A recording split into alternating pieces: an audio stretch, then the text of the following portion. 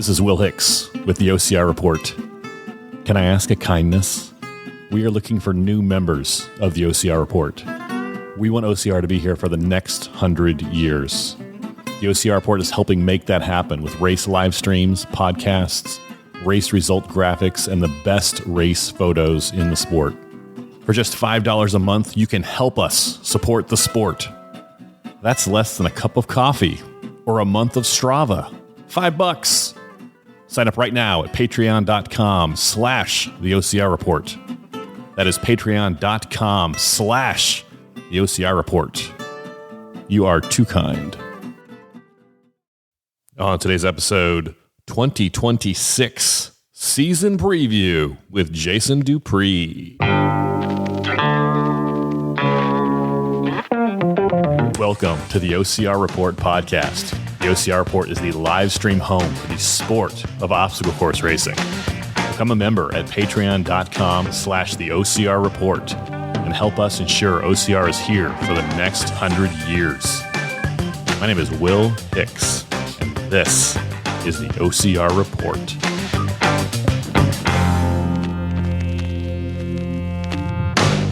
Welcome back to the OCR Report podcast. My name is Will Hicks. Thank you for listening. You can email me at will@theocrreport.com. I'd love to hear from you. If you have questions, comments, concerns. Today on our show, Jason Dupree. Jason is the brains behind our live stream productions. If you have watched a DECA or World's Toughest Mudder or one of our Spartan races or Savage races, any of our live stream, OCR World Championships, Jason is the man who made that happen. Sometimes he's on camera, sometimes he's not. Sometimes he's on mic, sometimes he's not. But he's always there behind the scenes making sure you get to see the races. So if you ever see Jason out at a race, just tell him thanks. Someone else that is responsible for our live stream coverage is our Patreons. Thank you, members. You are awesome. You can become a member at patreon.com/the OCR Report. Little as $5 a month. You can support the sport we love. And coming soon to the Patreon page, ad-free podcasts. We just added ads this year to the podcast. And do we like them? No, nobody loves ads. But those nutrition gels aren't going to buy themselves. Those podcast hosting fees aren't going to pay themselves. Those live stream cameras aren't going to pay for themselves. So anyway, we don't love it either, but what are you going to do? Here's the thing. As we continue down this road path with sponsorships, we would love to have more specific OCR ads targeted at you. Right now, they're kind of general ads, right? You might get, I don't know what kind of ad you're going to get, but we'd love to have like, hey, go to this race ad, or hey, try these shoes ad, or hey, try these socks ads, or this nutrition, or this protein, or this whatever. Stuff that's way more interesting and way more relevant, way more something like, hey, actually, I would like to hear about that product maybe. So if you have a product or you know of a good product we should check out to contact, or maybe you work with a brand, you work with a company, maybe you own the company, shoot me an email, will@theocrreport.com. We would love to have the ads be as unobtrusive as possible, and make them, little as a pain as possible. But if you want to skip the ads altogether, join the Patreon. Patreon.com/the OCR Report. Ad-free podcasts. Coming soon. Love that. I mentioned that today on our show is Jason Dupree. Before we talk to Jason, let's read some iTunes reviews. 5 stars. 5 stars. 5 stars. 5 stars. 5 stars. 5 stars. 5 stars. 5 stars. No new reviews. It's all right. It's early in the year yet. Go to Apple Podcasts or the purple podcast player on your app, on your phone. Click the OCR Report. Search for the OCR Report. Scroll down and click Write a Review. You can write a review, and I hope that it is 5 stars. Spotify this year just started letting you, well, not this year, but just recently, started letting you leave ratings for podcasts. You can't actually leave a review for a podcast, but you can leave ratings. So if you go to Spotify, search for the OCR report, you can leave a rating, stars. Also, you can leave comments for the individual episodes. So if you enjoyed our conversation about the Raw OCR Photo Awards, you can leave a comment on that. Or if you have a question, you can leave it on the podcast, like on that specific episode in Spotify, and we can answer it on a future episode. So if you have a question, leave it in Spotify or shoot me an email, will@theocrreport.com.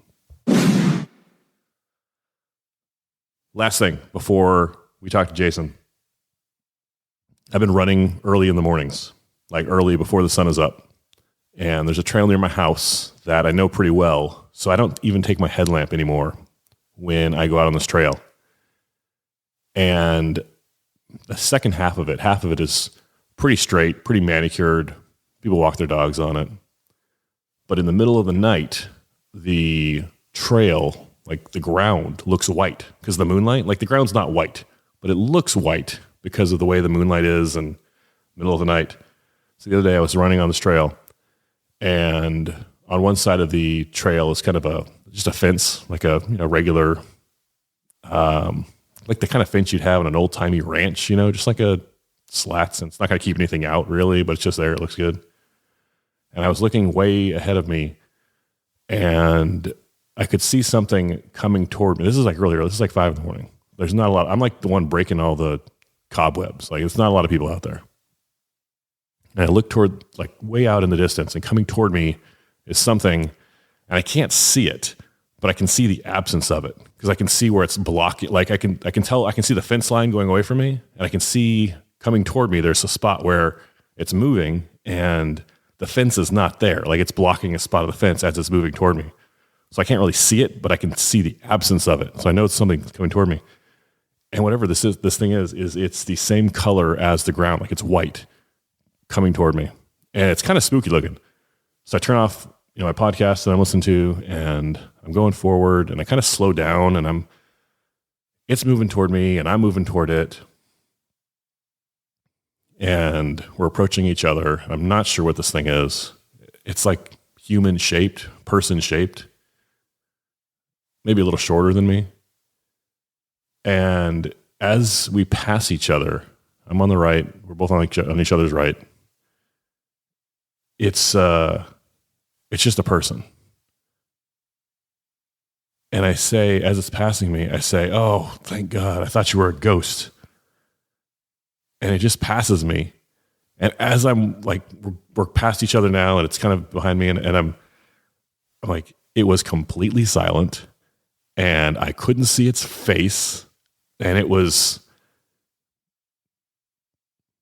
I'm like 90% sure it was not a ghost. But anyway, my wife says when I go running, I need to take something with me because of the coyotes or the bobcats. She's like, "You need to carry some pepper spray or something." I was like, "Babe, I carry a gun." She looks at me, she's like, "What?" I was like, "Yeah, actually I carry 2. I kind of roll up my sleeves. I kind of flex right arm, left arm. Just rolls her eyes. The guns are no good against ghosts, though.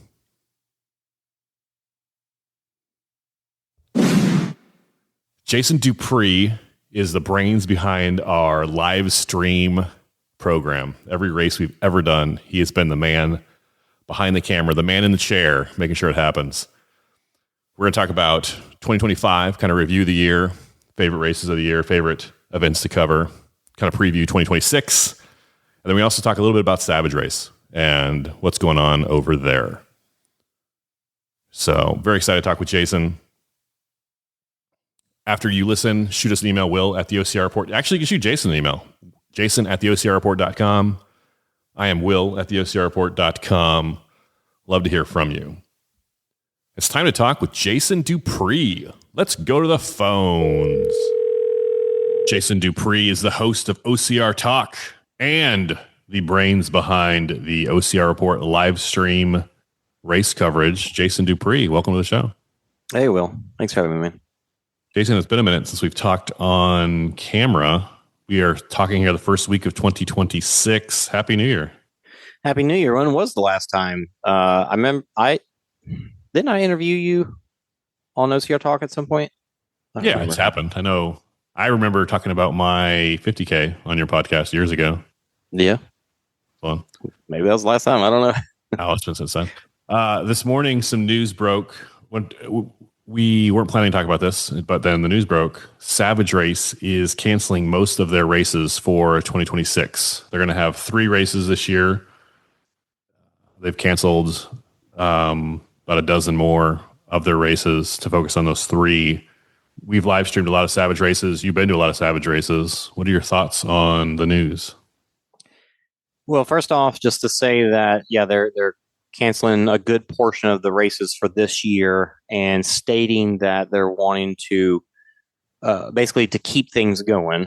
They're having to consolidate. I guess they don't feel like they can continue to put on 13 races a year and it continue to be sustainable. So it sounds like they're not looking to shut it down, but they're just consolidating down to 3 races. Not exciting news, but not terrible news. Not like they're going away completely. I think some of the good news, or one kind of interesting bit of news out of the news, is that one of the options, if you bought a ticket to a race, one of those races that's been canceled, is you can exchange it for a Spartan or a Tough Mudder ticket, which Savage is not owned at all by Tough Mudder or Spartan. I made a couple phone calls, and at this point, Spartan's not buying Savage. Like, that's not in the plans. So it's just, it looks like some good neighborly kind of relationships between the 2 race brands, which is good to see. And I think we've seen that in the past with other races too, where, well, sometimes it's just like, hey, this race got canceled, if you want to come race our race this weekend, then just come on and we'll, you show us your race entry and then we'll give you one. It doesn't sound like it's something like that even. It sounds like it's more like they're actually talking with Spartan, which makes sense. Like, Spartan is obviously the biggest one around at this point. And they know that if they probably offered to sell them, they probably would buy them, to be honest. So it's a good thing. What do you say to people who are like, hey, shall I even go do a Savage this year? Like, I live in Florida. Should I go do a Savage? If like 1,000%. If you want to go into next year and be worried that you didn't get a chance to do one last one, not that we expect the races to be ending next year, but just in case, like, why chance it? If you love Savage, go race it. And obviously, this is something that we keep saying. Francesca even talked about it a lot on the podcast on Obstacle Running Adventures. If you want to support the brands, go race. Like, if you don't want them to stop canceling, if you want them to keep putting on races, then go race. That's the end all be all. Go race. So we obviously big fans of Savage Race here. Not excited about the news, but glad that there still will be some. And honestly, even if let's just say there's 3 Savage races a year next year and 3 Savage or 4 Savage races in 2028 or 20, like 3 or 4 or 5. Like, that's, yeah, it's not as good as it was, last year, 2024, or 5. But still, like, that's a, it's a high quality local race series that people can do down in Florida and Georgia. Yeah, I think we all hoped that they would eventually expand over to the West Coast, and that never happened. And with just the way, I guess, the OCR industry is in the U.S., that's just, them consolidating as opposed to just shutting down. Definitely good. Let's talk about 2025, the year in review. What is your take on last year in the sport, last year in live streaming, last year in races? What was the highlight of the year for you last year? Well, while I personally did back off a little bit on our coverage I still did a lot of races. Let's see, we started in Kuwait. That was awesome. That's I'd have to check the math between that and Europe, but I feel like that's the furthest we've traveled to cover a race. For sure. You and I and Fran flew over to Kuwait in the Middle East. We had a team of the 5 fastest rabbits from Europe fly over and work with us. And the race, Medal Games, flew in some of the top athletes, Nicole Miracle and Ryan Atkins, and a crew of men and women to compete. Yeah, it was a fun event, a good opportunity for us, and kind of a cool way to kick off 2025. We don't have anything on the calendar this year, but maybe next year will be good for that. Of course, time wise, their winter is really the best time. It's just the heat, kind of like any desert really. So hopefully we see that. Love Medal Games. Or some other highlights of the race year last year. Let's see. We covered. There was 4 races in the the Spartan Series, the U.S. Series. Covered all 4 of those. Covered all 3 races of the Canadian Series as well, which was exciting. Didn't get to cover any Mexican races this year, but looking to go back out to Mexico for the Latin American Series championships, Latin American Championships this year. So that'd be awesome as well.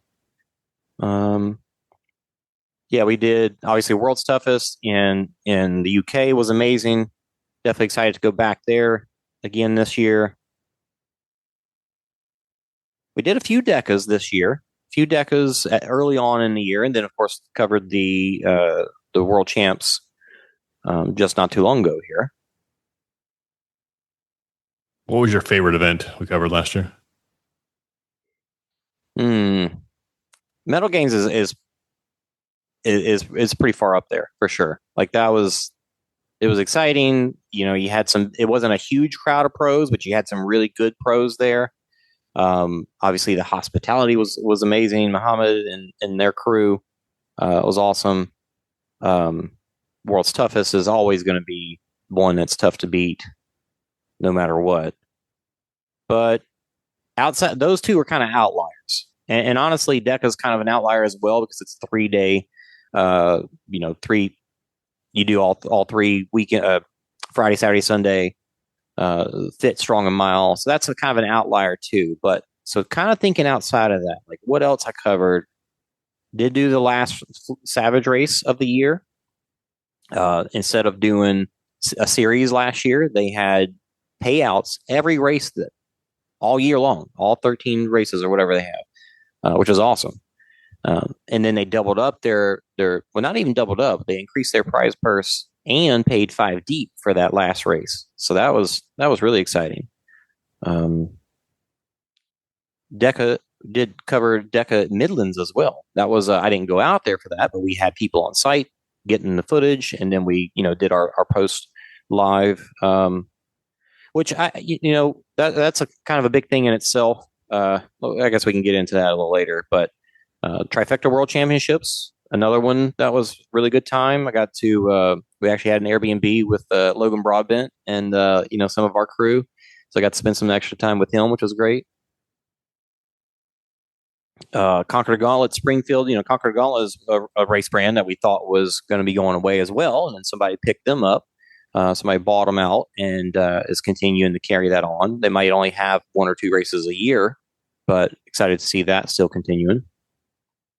And we are looking for local races. Like I don't know if we're not technically having a local race showcase this year on the calendar yet. We've got a few races that are looking exciting outside of the series that we might cover, but for different reasons.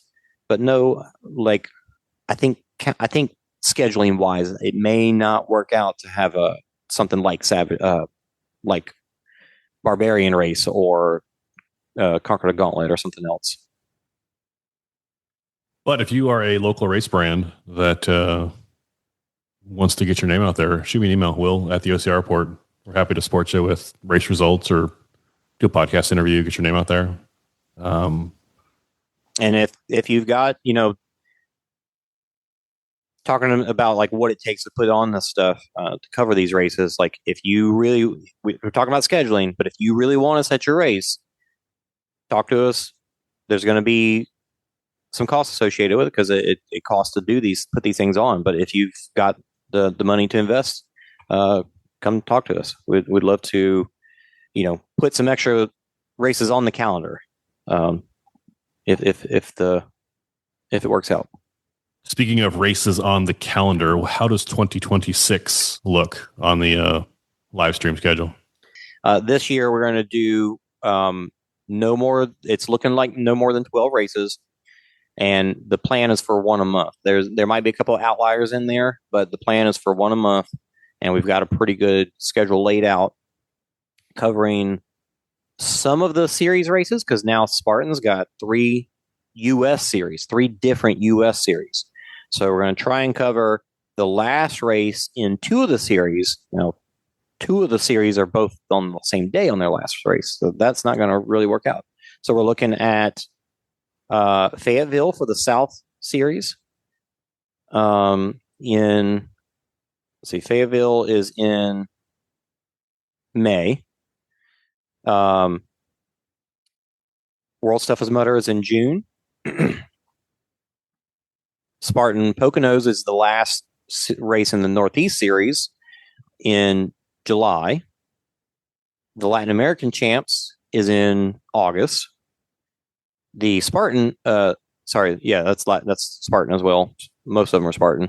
But Spartan Latin American Champs, the Spartan North American Champs is in September. And then the last race in the Canadian Series is in October. And as we just, heard the word about Savage, they are keeping the last race on their calendar in November, the Savage Florida, which we went to last year, past couple of years actually. So I plan on going back to that because, again, we don't want to let Savage slip through our fingers. We want to be there to support them and make sure that we cover at least one of those. Outside of that, I'm going to go to the Tough Mudder Austin race, which is in February, and run Infinity. And I'm looking to do an all-obstacle video out there to try and showcase Infinity. Now, I don't plan on running with my camera for the entire Infinity, maybe like the first lap and then maybe the last lap or something like that. But I'm thinking it through, like how can I showcase? Because I want to show, like, obviously we don't need to see the same obstacles over and over and over, but what is it like to do an Infinity? So we can try and showcase that. We've also got, it's looking like we might go to Spartan City Field in March to do a Stadion, because we actually have never covered a Stadion race in the fashion that we do elite coverage. So to get out there for that would be really cool. And then even more exciting, I think, is Spartan Dallas Urban, which is going to be in April 18th. That one, if you look at the website, it still shows TBD for the location, but it does say and show that it's downtown. So this is supposed to be a city race. They are actually doing a doubles wave there as well. So I definitely want to, as long as it happens the way it's looking like, I want to do an elite coverage there and a obstacle video for that race. I think super unique. Lots of great races this year. And I love World Toughest Mudder. It's my favorite event of the year. City Field will be great. I can't believe we've been live streaming for 5 years and we've never live streamed a Stadion race. There's no reason we haven't. It just hasn't worked out schedule wise. Well, they haven't. They used to do a Stadium series, and then they haven't done that for years. So that's really the biggest reason, just because time wise, we can only do so many races, and the series is the easiest one to follow because there's a story there. But the urban race, the Spartan Dallas Urban race, is the one I'm most excited to see how it shakes out. And here's why. Years ago, 2014, Tough Mudder did a city race in New York City. Really? They called it tough. They called it like Urban Mudder, I think is what they called it, I guess what they called it. But it was like there's no mud. It was just obstacles. in the city. And I think it went well, but obviously they, for whatever reason, they decided not to. It was just a one-off kind of thing. And then after that, not related to, this is long before the Tough Mudder Spartan merger. I want to say it's Tough Mudder. Tough Mudder in the UK also did some city races, and they were doing them on like Friday nights. Like it was like a thing. Like you take the tube down to the race, do the race, you have a pint with your blokes, with your mates at the end, and they did them for 2 or 3 years. Like they were successful enough to keep going. And for whatever, and I don't know if it was just because it was a UK thing and not a US thing that was successful, or they decided to do it over there and not over here. Anyway, Yancey Culp, the director of DECA, has told, I think he's told me on the microphone, he's definitely told me several times, some people just don't want to get muddy. Like that's one of the reasons DECA is successful, is because people are like, I want to do something hard. I work out at my gym and I want to do a race that involves weights or that involves fitness, but I don't want to get muddy. Some people just don't want to get muddy. That's fine. And I think this, an urban race, Spartan Urban could scratch some of the same itch that DECA does. Obstacles are fun. That's the whole reason literally all of us started this, was because, hey, it's fun to play on monkey bars. It's fun to go under barbed wire. Some people don't like getting muddy. That's fine. There's no right or wrong answer there. So if you can get more of those people that want to play and want to have fun on obstacles, and they work out, they're fit, they want to challenge themselves. I think the urban race, it's absolutely worth giving it a shot. And so I'm excited to live stream that and show people what that looks like. Tell me again the date of the Dallas Urban. April 18th. April 18th, Spartan Urban Race. Now, there is I don't know what the chance is, greater than zero chance. This is a one-off like the Tough Mudder Urban was 10 years ago, 8 years ago. 10 years ago? That's wild. 10 years ago, literally. So if you want to run one, go to this one, because I don't know if it's a one-off or if it's like a pilot program and see how it goes. But if you're going to travel to a race, I think this is a fun one to travel to. Yeah, for sure. And Dallas, you got DFW to fly into, or Love Field, which is even closer to downtown Dallas. So if you fly in Southwest, or I think maybe a couple other Delta, whoever flies in there too. But it's easy to fly into. You got 2 airports to choose from. There's trains that you can take over to the city. You can totally do all this without renting a car, for sure. Yeah, and you're not getting muddy, so it's a lot easier. You can literally do the race and go to the plane right after, kind of thing. Yeah, I mean, you could probably fly in Saturday morning and fly out that night if you wanted to. That might be pushing it. No reason not to hang out downtown and do something though. But yeah, I'm super excited about it. Why don't more races have Friday night races or Saturday night races? Why is it always Saturday morning? Like even road races and whatnot. I'm sure it's logistics. Most people running races have regular jobs, and they just finish a day of work, and it's at 5:00, and you got to get to a race at 6:30. And this is hard for you and I to believe, maybe, but a lot of people's idea of fun is not going out for a run. Like they'd rather do anything else. Like they've been training for months for their 5K. And they don't want to do that on a Friday night. So, but they'll challenge themselves on a Saturday. The carb load with some pasta the night before. Dude, do you remember? I used to do this constantly, so I'm not casting stones. Do you remember when, before the Spartan 3K was a thing, before they did the series, they did a 1K time trial? I forget how they worded it, but it was it was a 1 kilometer, or maybe it was a mile. But it was something in there, 1 kilometer, 1 mile, and they did it on Friday night before the Saturday, on the same weekends. Like they had one test run here in the Dallas area, and I think they had another one somewhere else. But that was a blast. Like it was short and fast and hard because it was so fast. I would love to see something like that come back. Like it was cool. Like you're traveling out to the race to go race the next morning anyway, and sometimes they have those obstacle open houses. Like like give people a chance to go out there and race something quick and relatively easy. It's only hard because it's fast, but those are really cool. The obstacle specialist classes. And I think they were free. They just wanted to. Now, again, you and I need to remember that most people don't travel for races. Most people, it's like a concert. Like when it comes to town, I'll go kind of thing. So, but I get it. I get it. But I think the urban, you saying that it's possibly a one-off. That's probably same thing. Like putting a race on in the city. I have no inside information. I'm just. I know the I regret because I heard about Stuff Butter one ahead of time. I was like, oh yeah, I'll do that when it comes to my town. Like like most people probably said.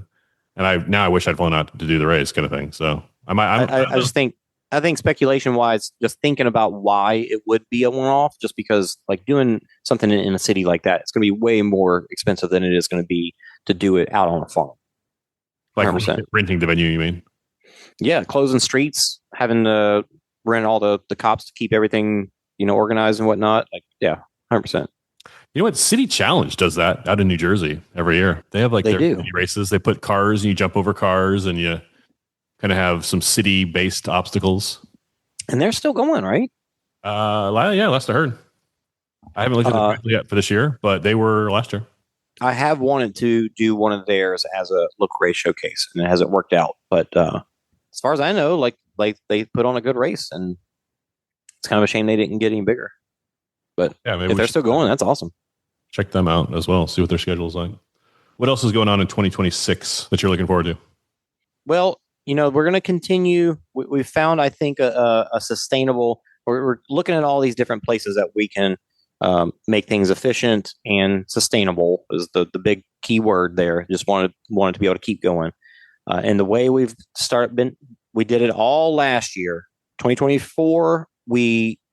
I think the last live race we did was Spartan Big Bear in 2024, and that was like early in the year. And then after that, all of 2024 was this live to tape or post live or live replay. I think that's the word that I like to use, where we record it on site and then we actually do the replay of it on Sunday or Monday. And we continued that this year. And I think it works out well. Obviously, the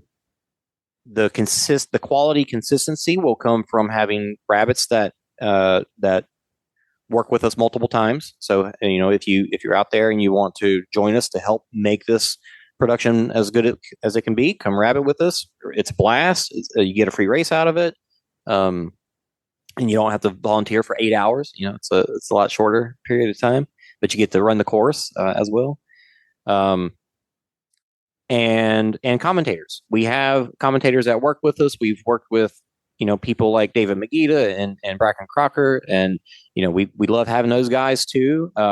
So if they're interested in coming back, we'll have them, but we've got other people that, work with us too. Tyler Maseshian and Miles Keller did a lot of, commentary this year.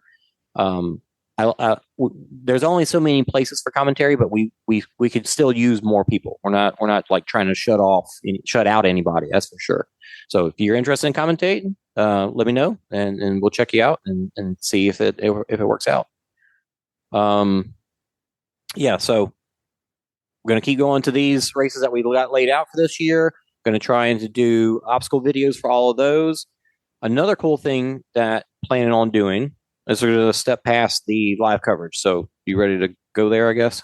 Spartan, the biggest OCR brand in the world, has 20 series planned for next year. Now, I don't know what the number of individual races is for next year. It's got to be a crazy amount. But just series. So U.S. series. Now, there's 3 U.S. series, but looking at Canada, Mexico, Spain, France, Italy, Germany, UK, like all these different countries, China, Japan, they're all planning on having 20 different series. And we have covered in the past the series leaderboards throughout the year. So as each race happens, we tally up the points and post that. Now, obviously, Spartan has their own leaderboard. So these are always unofficial, but it's nice to help, just another place to shout out these athletes that are putting their time out there and working hard. So we're going to do that this year, and the plan right now is to try and do that for all 20 series, which means 60 to 70, 60 to 80, let's say 60 to 80 different races.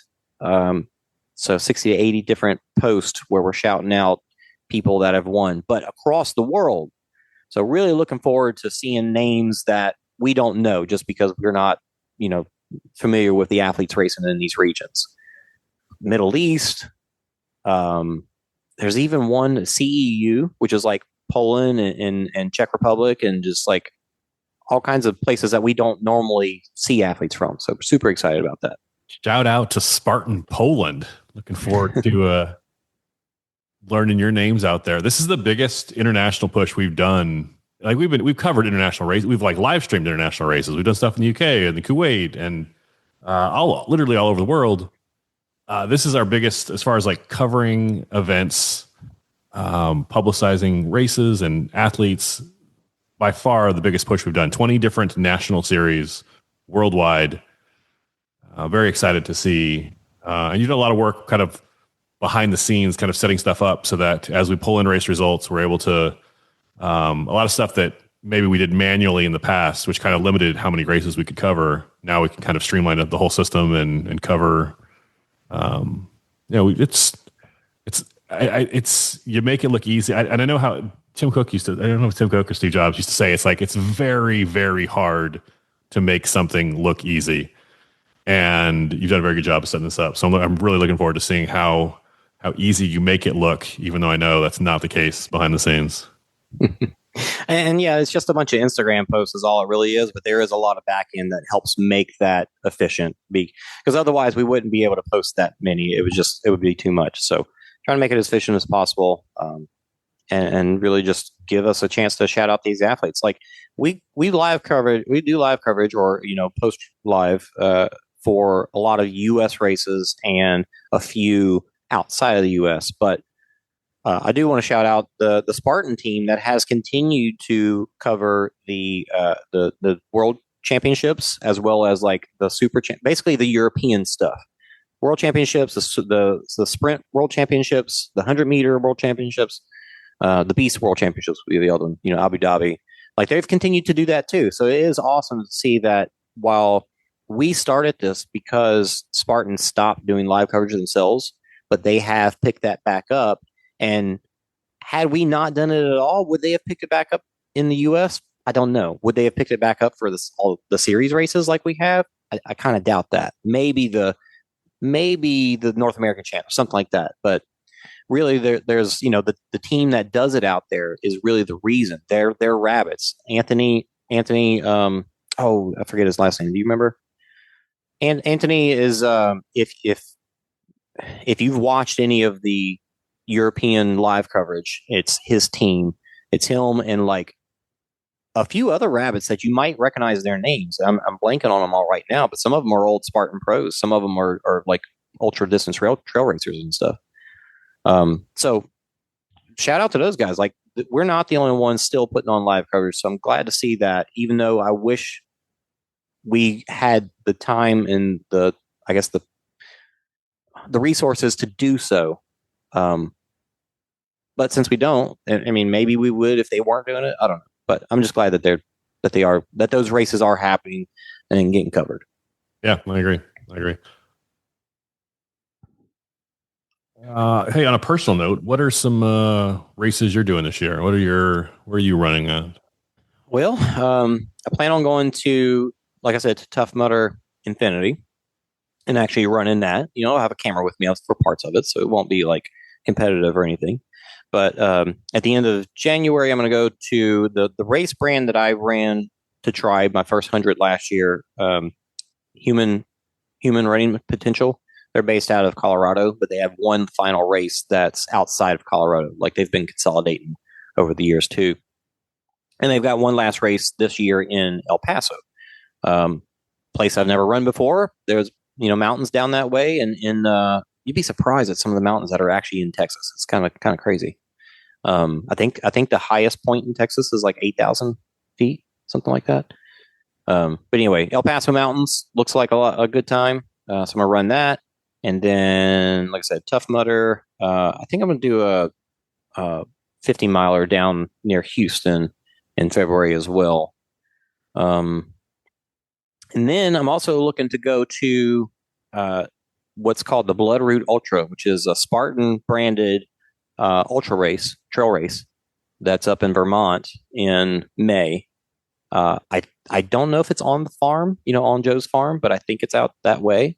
I'm sure Joe will be out there for that, but I'm looking to go crew some friends for that one. So that's really looking forward to that. Looking forward to going, supporting some friends instead of dying myself out there, because I will be dying when I run Sangre de Cristo again this year and try to finish it. I've actually got Anna Landry, Anna Westner now. She's going to crew for me. She was the one that told me about the race. She was there when I went last year, and whenever I said that I wanted to come back, but I needed a crew because I chose to not have a crew last year, she said that she would crew for me like right away, and I was like, "That's awesome! All right, cool." So I'm just going to listen to her. I'm going to try to. All the years of running World's Toughest, I've always been very hard. Like April, my ex-wife was very awesome about being my crew, but I've always been very, I guess, difficult to like when they say, what do you want or you need this, I'm always digging through stuff trying to get my deal with it myself instead of just letting my team do it. And so that's my goal for this, is to shut off my brain and just, you tell me what to do. You tell me to keep going. You tell me to stop. You tell me whatever. That's the plan. You know what? If you have, Anna's probably perfect for it. If you have a good pit crew who can do the thinking for you, where you just look, I'm going to run and I'm going to show up at the stops, and you just get me out of there. Yeah. So you can just try. There's a saying that 90% of success is just showing up. I'll show up at the start line and I'll show up at the pit stops, and you take care of the rest. And make it like a team effort. She's not running, but she's literally help. You wouldn't get to the finish line without her, kind of thing. So, no, Anna would be perfect for that. That'll be good. She already told me that she's got a pacer for me, and I said, I don't want a pacer because I'm stubborn, but you're my crew chief, and what you say goes. So if you want me to have a pacer, then I'll have a pacer. This is the race you've done before, but you haven't finished it yet, right? Yeah, I did 86 miles last year, and honestly, I was ready to quit. I was done in my head at mile 78, but there was still another 8 miles to go to get to the next pit stop or the next aid station. So I had to get myself there. So, thinking back on it, it's I was only 14 miles away. Why did I stop? I was giving myself lots of excuses and just wimped out, and so plan is to not do that this time. No, I've never run with a pacer. I've run with people before, running groups or buddies or whatever. I've never run a race with a pacer, but I would imagine it's similar to hey, you want to go running at 5 o'clock tomorrow? Yeah, sure. I'll meet you at 5 a.m. So when the alarm goes off at 4:30, you can't go back to bed because someone is waiting for you out there. Right. Someone is you can't let them down. And I would imagine it's the same thing. Yeah, I got this pacer, and yeah, he's annoying, and yeah, I don't want him out here, but he's already out here running with me. I might as well keep running, kind of thing. I can't let him down. I'm guessing. I don't know. I think so. I think that's definitely a part of it, is having that accountability. That person to say, "Come on, you got this." That person just be in your ear when you need the encouragement. And they're going to be more fresh, obviously, because they don't start I forget what, maybe at mile 50. I forget when you can get a pacer on this one, but just one of those things where it's it's time for you to start dying, and now you've got a fresh person being "Come on, you got this. Stop telling yourself you don't have this."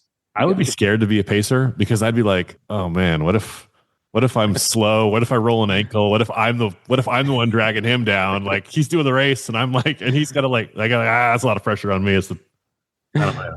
I don't think I want to do that. Yeah, I need to find some other. I'm excited to crew the Bloodroot Ultra, like I said, because it's kind of like being a pacer. I think is probably very similar to how it feels to rabbit World's Toughest. You get to have the fun without doing all the hard parts. So I think being a pacer would be cool, I've never actually done it myself though, outside of like, group friend runs, but not in a race. Tell me about your podcast. OCR Talk has continued on after, some time off. It's funny, I sit here and talk about sustainability and needing to find balance and all that. But in doing all the live coverage I did, I still missed doing some podcasting. So I found out a way that I could still podcast, but also talk about the technical side of all the live streaming, because that's, where my heart is. And that's the stuff that I don't really have anybody to talk to about that stuff, because it's a lot of technical jargon, and it's hard to talk to people about that without them being like, I don't know what you're saying. So I can just talk to myself about that stuff. And I do try to do it after going to each race. So I go to a race, cover, film it. And then on the way back, while I'm driving in the car, I'll usually record and just chat about how the race went, any technical issues that I've run into.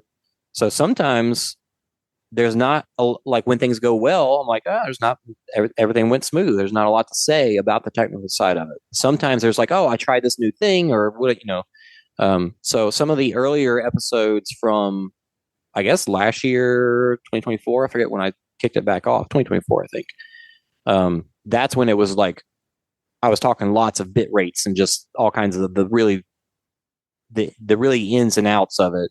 But now it's more like, if something's unique about, how I covered the race, or some problem that I ran into. So my recaps of the race are, like firsthand, this is what I saw while I was out there chasing the elites. And then I chat about the technical side of it. So if you enjoy the behind the scenes kind of stuff, that's the place to go. Your podcast is probably the most in-depth, like, technical, like you're not going to find anyone else in the industry or in the sport talking more in depth about the tech side of covering the sport, covering the races. If you follow Anthony, that does the live coverage for the European races, he does put a little bit of stuff on his Instagram. Usually follow him on Instagram, and you'll see kind of like what they're doing as rabbits. They're recording with GoPros, so they usually have a lot of really good footage that he pieces together, because he also does video editing. Like, that's one of the main things that they do sometimes for the races, is make a recap video. So he's really fun to follow as well when it comes to that behind the scenes kind of stuff. I have a hard time listening to your show sometimes because you record yourself in the rental car driving home. And a lot of the venues are in the mountains, and you'll be driving and I'm listening, I'm out on a run. I'm not watching. Sometimes you have a video of it, right? Mm-hmm. Like, I just listen. I just do the audio version, and I'm listening, and you're like, oh, wow, look at the sunset. Or I don't know. Look at the sunset. Here, I'm going to see if I can grab the phone and show you guys. And then like the phone goes quiet. And I'm like, did he just drive off and I know he uploaded the episode, so he's not dead. But and it's terrifying to me. I did that one time that I tried to flip the camera so you could see. So my thought was, while I'm driving away from these venues in these beautiful areas, let me put on the camera so that way you got something pretty to look at. Now I've thought about, should I point the camera just out the front window? Will people watch that, or would they rather see my face? I don't know. I don't know the answer to that. If anybody has a thought on which one's better, you tell me. But I put it to where you can see me like on the edge of the camera and then out the side window next to me. And so, yes, that one time that I tried to flip the camera, and I don't know, maybe the phone fell or something like that while driving, was not the best thing to do. And I think I did pull over to take care of it. But I haven't done that since. But I don't know which is better. I don't know if the front view is better or the back view is better. All I know is don't switch the view while you're recording, because that trips me out. Right. It's kind of hard to talk and think about what you're talking about and drive. Like, it's not like I'm an idiot and I can't do two things at once, but it's easy to get lost in thought and then be like, "Oops, I missed that turn." It's probably not the best time to be doing podcasting, but trying to be efficient. So, man, I should make it work. If it's stupid and it works, it's not stupid. So That's true. Jason, what else should we talk about? What else is going on in your life or in OCR? What else should we talk about before we wrap up? The podcast, one of the things that I do to make it efficient is I take the audio from the video and then I run it through the Adobe Audio Enhancer. They're using AI, something or another, to enhance the audio. And it makes it sound near studio quality by you doing nothing. Like you upload the audio, let it sit for a few minutes, and then you download it. And in a car, I'm driving in a car, and I usually use a lapel mic just to make it sound, even better. But I've had times where I didn't have it or it wasn't turned on or whatever, and it still sounded pretty darn good. So if you are doing any audio work at all, and you just want a clean, crisp sound, and you don't have like the greatest mic for it or whatever, go check that out. Adobe Audio Enhancer. Jason, how can people follow you on social media? Instagram, my personal is j_dupree_OCR, and OCR Talk. Mostly, I'm just posting that a new episode came out. The OCR Report YouTube channel is going to be the best place to go to see what I'm doing, because that's where I post the coverage that we do, as well as the obstacle videos. Not that I want it to be me all the time, but you got who you got. So I'm the one in the obstacle videos, so you'll see me there. I feel like I do decent at the obstacles, and I do enough of them that I get to showcase like different techniques and stuff like that. So I've had people on course be like, "Hey, you're the OCR Report. Watched your YouTube video to get ready for this race." So it's cool to see that people are learning from it. Getting some techniques and whatnot to try out. So check that out. And honestly, I've kind of had a little bit of like, what am I doing with social media right now at the end of the year here? Like, I didn't post anything about Christmas or anything else. Like, why do we post stuff online? Obviously, for OCR Report, it's different because we're trying to get content out to people. But for my personal life, I feel like I tell people, the people that I really want to know what I've been doing, I tell them, in a text group or call or something like that. So I just haven't done.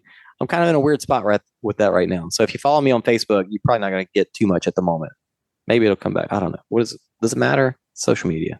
You and I are of a certain age. Younger people, I'm sure, will disagree with me. I didn't realize how infrequently I posted. As you and I are talking, it's my sister's wedding anniversary today. And the last time I posted was from her wedding, like at her wedding. Oh, wow. It was the same day I went up the Manitou Incline. Yeah. And it just popped up in the calendar. Hey, Maggie's anniversary. Happy anniversary, Maggie.